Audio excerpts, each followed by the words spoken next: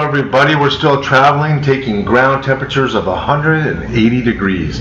We're seeing cactus growing in the pine trees, the tree line. We're seeing all kinds of signs that the globe is warming. We are even seeing javelina up in the pine trees, which normally is a desert creature or high desert.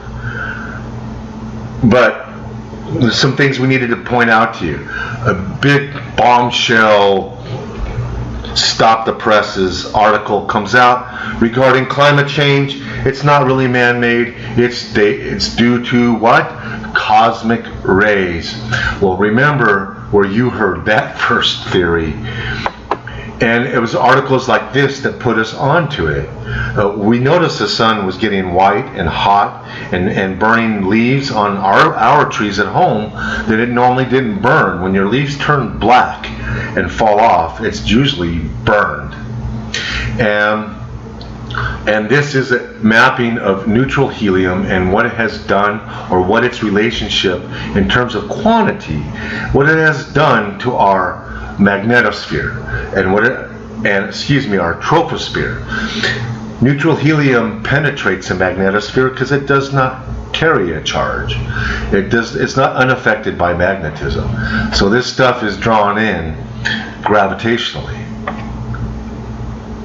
And at 4,000, 5,000 degrees Kelvin, you can see what that can do to your entire surface temperatures. This article has since set off some controversy. The controversy has not been a mainstream controversy.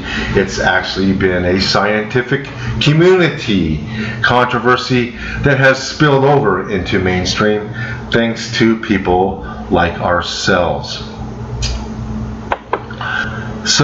But the background radiation, these are X-rays, the background radiation is up tenfold. I have charts, I'll be putting these on other videos. I just have to go through and pull out from our archives some of these older X-ray radiation readings. But this whole graph is up by a factor of 10 for there being no solar activity. There's no spikes, there's nothing going on. There's no coronal hole streams, there's nothing coming from the sun right now. Sun's wind is very weak. Therefore, as you look at this instrument today, it's actually measuring the background radiation, and the background radiation is up tenfold. We know what causes background radiation. We've showed you 30 articles based upon electron exchange and the source of the background radiation. We've shown you 60 articles regarding the helium and the cosmic ray clouds. So we know, and you know, what raises your background radiation. So I wonder what that does to your climate after a while. Here's the electron monitors. Remember, there's no protons. And our sun is 75% hydrogen, which creates the protons, and 25% helium. That's rough. It's not exact. It's just ballpark. But so we should be getting twice, 3 times the protons that we do the helium. But we're not. Helium is not being reported on anymore. The protons are being reported on. The protons are at background levels only. So then we go to the electrons to see if these types of cosmic rays, which usually accompanied by protons, we see a shift in the energies. We used to show you that graph on the left when we wanted to show you electrons pouring in and pulsing in to our magnetosphere, our radiation belts. And we've noticed a shift. No longer are we seeing the abundance of electrons at the 10 keV range. Instead, we're seeing greater concentrations at 20 and even 50 keVs. That higher energy of electrons suddenly, over the last few months, indicates that we passed through what is now a little bit more obscure, a little bit more obstructed, a little poorly defined helium focusing cone, where we were running through a higher percentage of ionized particles than we were previously and that we are today. So it looks like we passed through a new focusing cone that was not very clearly defined, because this brown dwarf is traveling so fast and made a revolution around the sun, leaving a disk of helium, which then obscures and obstructs any future helium focusing cone. Now that this brown dwarf is going to be in a similar relative position for a year or two, you can expect the helium focusing cone to become better defined on Mauna Loa white light telescope, and you'll start to see less of a disk. But with no protons, and we're not getting electron saturations, but we are getting pulses of electrons at higher energies, and we're getting a helium count. I mean, here is your helium count. This instrument measures helium specifically. We're seeing helium, in especially lower energy, from between 1 and 10, and the units sometimes are obscured. But when you go to the other instruments, you look at the orange line density, and what do you see? You see a density on an instrument that normally reports protons that is matching what an instrument is telling you it is measuring in helium. So basically, right now, if you were to look at these instruments, you would get a less obscure speck of the wind coming through the corona and off this brown dwarf. It's been stated in previous articles and studies that the helium is accelerated to a maximum of 450 kilometers a second. That's the maximum. Well, look at the maximum speeds. They're approaching 450, but not reaching 450.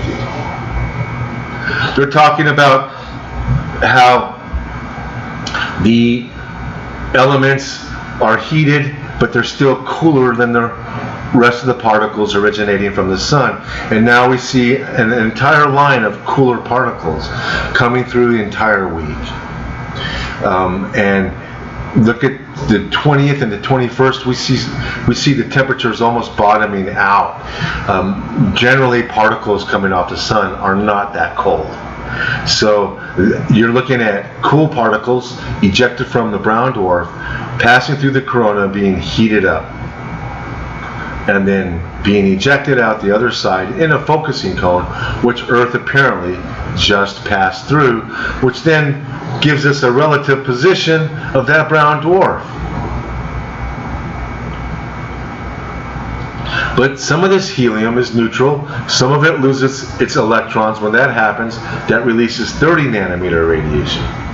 The collisions release all kinds of different radiation. The collisions are really, really destructive, even if they're happening at a low level. So the helium gets through. We've showed you articles where the neutral helium perfectly matches almost all the variabilities in tropospheric temperatures or surface temperatures. So there's a damn good correlation to what we know exists, and the fact that they're hiding it tells us we're right on the money. So the Bombshell article wasn't much of a bombshell, but of course you get more views when you put the word bombshell in your title, and I've been accused of doing that once in a while.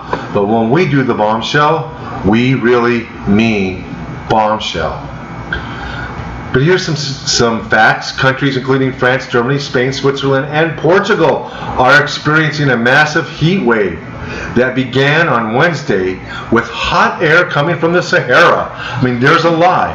You know, 1 minute they're blaming it on hot air from the Sahara. The next minute they're blaming it on carbon dioxide. We saw that in Australia, but I don't know what the Sahara Desert has anything to do with Switzerland. I'm sorry.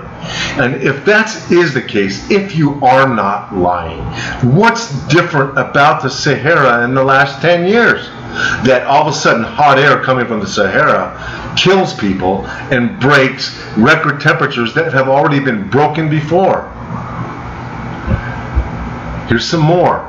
Villavier, a commune in southern France, was 45 degrees Celsius or 113 degrees Fahrenheit on Friday, and this smashed the country's all-time temperature record, which was probably set around 2016.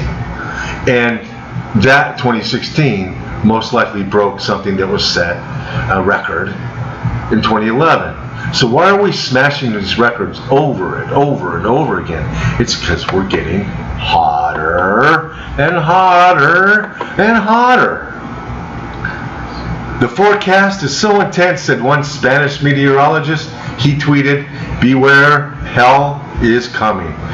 And a reminder here, because you don't hear about this in mainstream, do you? Some 15,000 people in France died when they got caught off guard.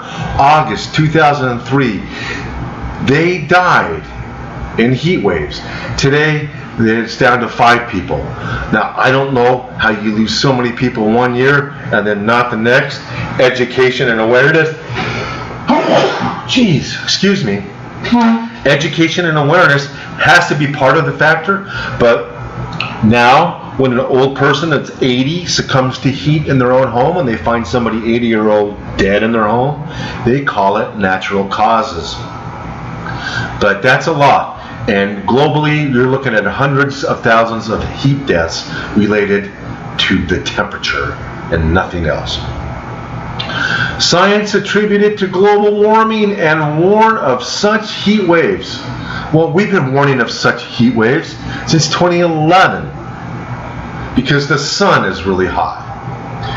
But they said if you don't cut your greenhouse gas emissions soon, it's gonna get worse. Okay, another lie. Remind them, ice core records show that we've had higher CO2 than we have had today, and life was flourishing. Now, another thing that we're proud of, we proved that Earth was now ejecting electrons. Electron jets come out of other planets, larger planets, but Jupiter's notorious for its electron jets, and nobody knew quite how it was that Jupiter was generating electron jets until Earth started generating electron jets. Earth's magnetic field, of course, doesn't suck in near as many electrons as does Jupiter. So what Earth needed was a higher density of electrons. And when that happened, these electrons that went by our poles curved back around, tried to come back into the poles, were focused in to the equator, where when you pack too many electrons into a certain point, they want to repel each other, and boom, you get a shotgun-like fashion, ejection, in this case, into the tailstream. So when we took the solar wind parameters, how the wind picked up in speed, how the electrons picked up in energy, how the protons still kept decreasing, it looked like we were passing into a somewhat obscure, poorly defined focusing cone, which then would have put the brown dwarf in this relative position, just based upon the solar wind. Now we go back and track the earthquake clusters that were not associated with any known alignments, and we draw vectors through the sun on the May alignment, and we drew vectors through Earth, Jupiter, and extended it out straight, and where X marks the spot puts where that brown dwarf, pretty much where the solar wind vectors have put this brown dwarf. So we're confident this brown dwarf is right where that white circle is, not where the yellow circle is. That was our estimation, but it's where the white circle is. That puts it just outside the orbital ring of Jupiter. So that means this thing probably got as close as the asteroid belt when it reached perihelion. So the electron jets coming out of Earth, now we know what they're all about on Jupiter. They're being focused back around into the equatorial regions, and when you reach a critical mass, they expand and jet out and are carried away in the tail stream.